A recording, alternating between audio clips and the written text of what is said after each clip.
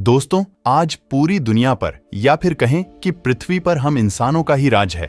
हम भले ही शारीरिक रूप से सबसे ताकतवर न हों, लेकिन अपने तेज दिमाग की वजह से आज हम पूरी दुनिया और उसमें रहने वाले सभी जीवों को अपने कंट्रोल में रखते हैं। अब यूं तो हम इंसान पृथ्वी पर लाखों सालों से अपनी हुकूमत चला रहे हैं, लेकिन हम आपको बता दें कि पृथ्वी पर हमेशा से हम इंसानों का ही राज नहीं रहा है, क्योंकि हमसे पहले धरती पर विशाल आकार वाले खूंखार डायनासोर्स का राज हुआ करता था। इन दैत्याकार डायनासोर ने करीब 14 करोड़ सालों तक इस धरती पर राज किया। ये अपने समय के सबसे सफल जीव थे, लेकिन फिर अचानक ऐसा क्या हुआ जिसने इस डायनासोर्स का धरती से नामो निशान ही मिटा दिया, और उसके बाद कैसे इंसान अस्तित्व में आए? इन सब सवालों को जानेंगे हम आज के इस एपिसोड में। तो मेरा नाम है अनिरुद्ध और चलिए शुरू करते हैं आज का एपिसोड। दोस्तों, डायनासोर बेहद विशाल आकार के जीव थे। ये खूंखार जानवर धरती पर रेंगने वाले जीवों के असल वंशज थे, और आपको जानकर काफी हैरानी होगी कि इन्होंने पृथ्वी पर लगभग 18 करोड़ सालों तक राज किया था। उस समय पृथ्वी पर कोई भी जीव या प्राणी ऐसा नहीं था जो कि इनके सामने टिक पाता। लेकिन फिर एक दिन पृथ्वी पर एक ऐसी अनहोनी हुई जिसने धरती से इन दैत्याकार जीवों का नामो निशान तक मिटा दिया, और उस घटना को ठीक तरह से समझने के लिए हमें करोड़ों साल पीछे जाना होगा और डायनासोर के उस अंतिम दिन को करीब से देखना होगा। तो आइए चलते हैं आज से 65 मिलियन साल पीछे। धरती पर मौसम सामान्य था, चारों ओर सूरज की रोशनी बिखरी हुई थी, लंबे लंबे पेड़ों से टकराती समुद्र की ठंडी हवाएं और चारों तरफ डायनासोर के चिल्लाने चिंगाड़ने की आवाजें। अंतरिक्ष से आने वाले खतरे से पूरी तरह अनजान ये सभी जीव धरती पर आराम से अपना जीवन बिता रहे थे। दरअसल 15 किलोमीटर के व्यास वाला एक विशाल एस्टेरॉयड अंतरिक्ष से पृथ्वी की तरफ 22,000 मील प्रति घंटे की रफ्तार से बढ़ रहा था। जब यह एस्टेरॉयड पृथ्वी से 3,84,000 किलोमीटर की दूरी पर था, तब धरती से शायद डायनासोर का अंत न होता यदि यह एस्टेरॉयड पृथ्वी के उपग्रह चांद से टकराता। लेकिन नियति को कुछ और ही मंजूर था, इसलिए यह बड़ा एस्टेरॉयड चांद के बहुत नजदीक से गुजर गया। उसके बाद ये एस्टेरॉयड धरती के वायुमंडल में प्रवेश कर गया। जब ये पृथ्वी के वायुमंडल के संपर्क में आया तो इसकी रफ्तार एकाएक 70,000 किलोमीटर प्रति घंटा हो गई।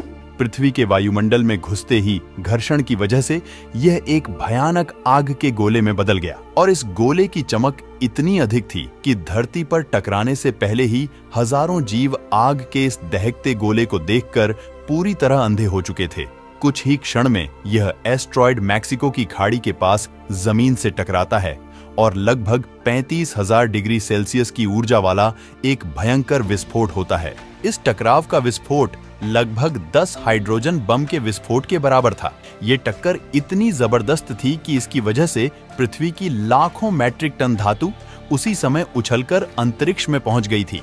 साथ ही इस टकराव वाली जगह पर 180 किलोमीटर चौड़ा और लगभग 20 किलोमीटर गहरा गड्ढा बन गया था, और इस गड्ढे के विशाल आकार से ही यह अंदाजा लगाया जा सकता है कि ये टक्कर कितनी ज्यादा खतरनाक थी।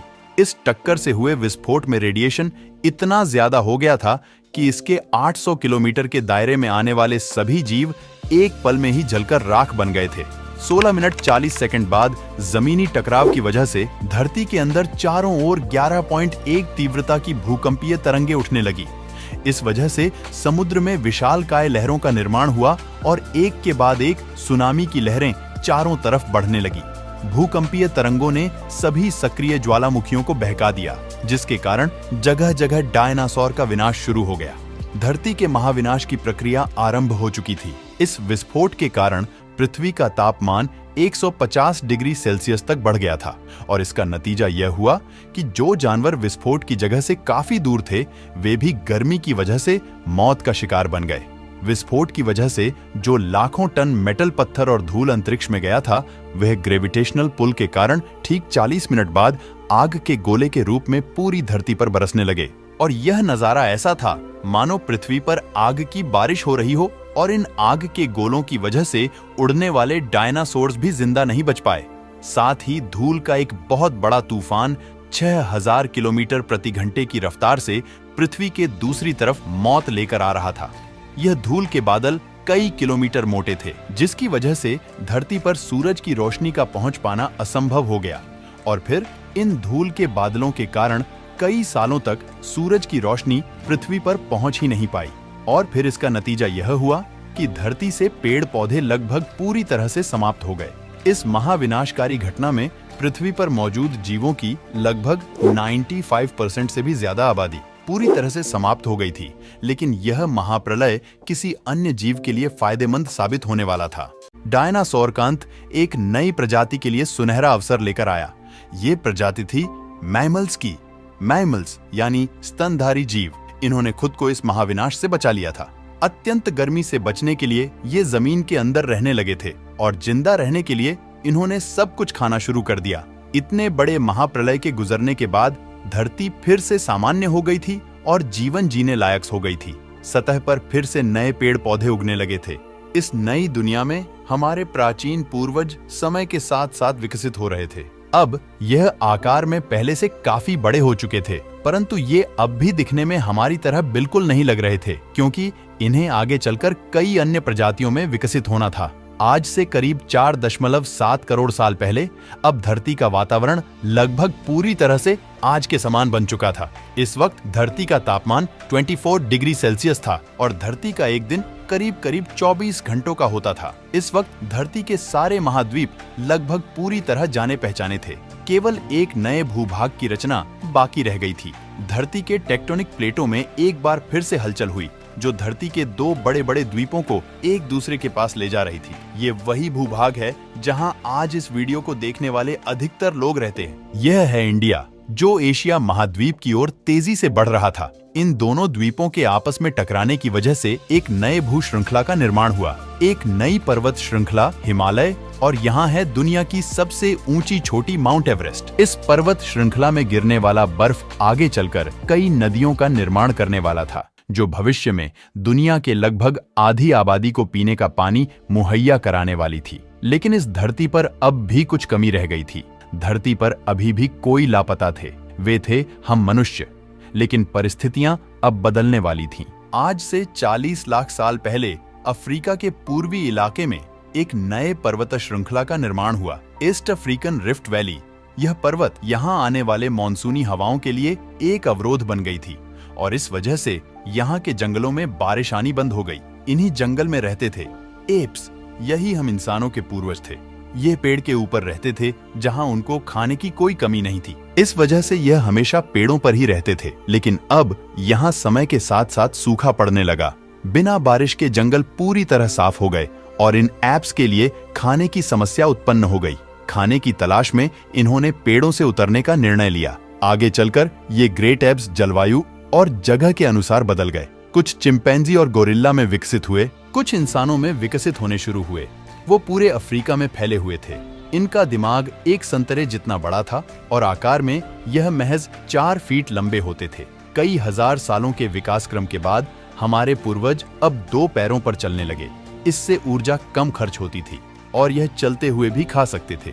अब इनका दिमाग भी तेजी से बढ़ रहा था। ये धीरे धीरे होशियार बन रहे थे। समय के साथ साथ विकास की प्रक्रिया चलती रही। समय के साथ इन्होंने पत्थरों से हथियार बनाना सीख लिया। अब शिकार करना काफी आसान हो गया था। समय के बीतने के साथ साथ हमारे पूर्वजों ने आग को काबू करना सीख लिया। आग की खोज हमारे पूर्वजों के लिए सबसे बड़ी खोज थी। ये उन्हें गर्मी, रोशनी और अंधेरों में सुरक्षा देती थी और इसी वजह से अब परिवार भी बनने लगे। हमारे पूर्वज अब साथ साथ रहने लगे। इससे वे सुरक्षित रहते थे। आग में पका मांस को चबाने में कम ऊर्जा खर्च होती थी और इसी वजह से यह ऊर्जा अब इनके दिमाग में खर्च होने लगी। हमारे पूर्वजों का दिमाग अब काफी बड़ा हो चुका था। ये थे होमो इरेक्टस, हमारे पूर्वज जो अन्य जानवरों से ज्यादा होशियार थे और मिलजुल कर रहने वाले पहले जीव थे। इन्होंने अपने संदेश को दूसरों तक पहुंचाने के लिए अलग अलग आवाजें निकालनी शुरू की। इससे हमारे पूर्वजों ने भाषा का निर्माण किया, जिसके जरिए हम बातचीत कर सकते थे और यह हमारी सबसे बड़ी उपलब्धि थी। यही वह आखिरी विकास क्रम था जिसके बाद विकसित होकर हम बने। आज से करीब 2 लाख साल पहले कई सालों के विकास क्रम के बाद हमारा अस्तित्व शुरू हुआ। होमो सेपियंस यानी बुद्धिमान जीव। हमारे पास धरती के सारे जानवरों की तुलना में सबसे बड़ा दिमाग था। हमारे पास औजार थे, भाषा थी और सबसे बड़ी चीज हमारे पास दिमाग था। अब हम अपने अफ्रीकन घर को और बड़ा कर सकते थे। इंसानों के दूर दूर जाने से बहुत बड़ा बदलाव आया। अब हम एक महाद्वीप से दूसरे महाद्वीप में रहने लगे। उसके बाद हमने पूरी दुनिया में अपनी बस्तियां बसा लीं। समुद्र किनारे से पहाड़ की चोटियों तक, हरे भरे मैदानों से लेकर पत्थरीले इलाकों तक हर जगह इंसान थे। हमारा हुलिया त्वचा, बाल और आंखों का आकार जलवायु और जगह के अनुसार बदल गया। हमने अपनी आवश्यकता के हिसाब से खेती शुरू की और जानवरों को पालना शुरू कर दिया।